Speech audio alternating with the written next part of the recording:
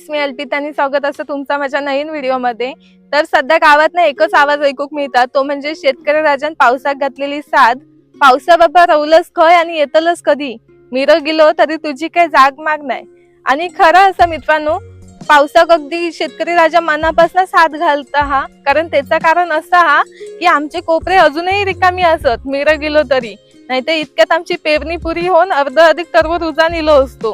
तर मिरा गेलो तरी पण पावसाची जाग माग नाही आणि पावसाची वाट बघून आमच्या इकडे बऱ्याच लोकांनी काय केल्यानी की हे सगळे कोपरे असत ना ते पंपान भिजवल्यानी आणि पेरणी केल्यानी। पण आम्ही अजूनही पेरणी करूक नाही, त्याचं कारण असं की माझे आजोबा कायम सांगायचे की आपण पावसाबरोबर चालायचा, पावसाबरोबरच पेरणी करायची, म्हणजे आपली लावणी पण चांगली होता आणि भात कापणी पण चांगली होता आणि आपल्याला भात पण चांगला मिळता। कारण पाऊसचा देवता मानतो आम्ही शेतकरी आणि आमच्या सोबत देवता ती पाठीशी असतात कायम, तर त्यामुळे आम्ही पावसासोबतच चालतलो।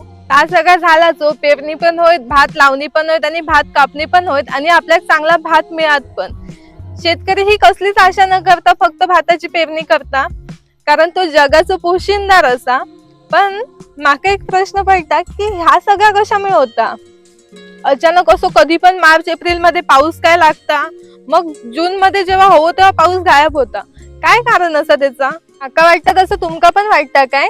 माणसानंच या कारण निर्माण केल्या नसत काय, निसर्गाशी खेळ करून विकासाच्या नावाखाली? माका तरी असंच वाटतं की आपण निसर्गाशी खेळतो, निसर्ग आपल्याशी खेळता, बरोबर ना? तर ह्या खरं असतं ना, माणसाने जेव्हापासून निसर्गाशी खेळ करूक सुरुवात केल्यान तेव्हापासून निसर्गात हे कधीही न बघितलेले बदल आपल्याला बघूक मिळतात। ह्याच्या आधी एवढे अनेक वर्ष असा नाही कधी घडायचा, आताच कसं काय असं घडता कधी पण पाऊस काय लागता, हवं तेव्हा पाऊस नाही लागणार? हे का कारण आपणच असव ना, आमका विकास हवा आणि विकासाच्या नावाखाली आम्ही हा सगळं निसर्ग आपण सगळं पर्यावरण नष्ट करत चाललो आणि त्यामुळे त्याचे परिणाम आपल्याला भोगूचे लागतात। हे असे की बघा, ही झाडं असत काय, ह्यांचा त्रास आहे का आपल्याला? किती चांगली दिसत ती।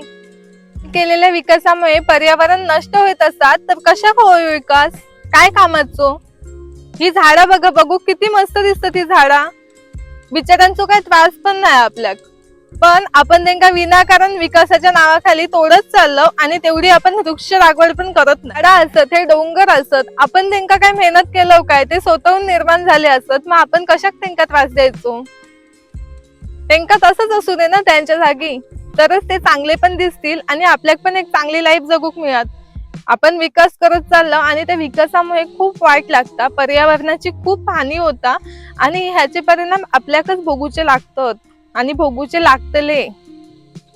त्यामुळे आता आपण ना जास्तीत जास्त वृक्ष लागवड करूया येणाऱ्या पावसाळ्यात। माझी ना सगळ्यांना खूप कळकळीची विनंती हा, येणाऱ्या पावसाळ्यात जास्तीत जास्त झाडं लावा आणि झाडं फक्त लाव नको, त्यांची निगा राखा आणि त्यांना ही अशी आपल्या फुकटमध्ये झाडं मिळाली होत ना ती अशी त्यांना मोठी करा। तोडूक बरी वाटतात, झाडं तोडताना काय नाही वाटणार, पण झाड झाड आपल्याला जगूक पण ना खूप मेहनत लागता, असाच नाही जगता नुसता जमिनीवर टोपला आणि तो मोठा झाला असं नाही होत, त्याची तेवढी काळजी घ्यायची लागतात। जशी आपण लहान मुलांची काळजी घेतो तशीच त्या झाडांची पण काळजी घ्यायची लागतात, तरच ती झाडं मोठी होतात।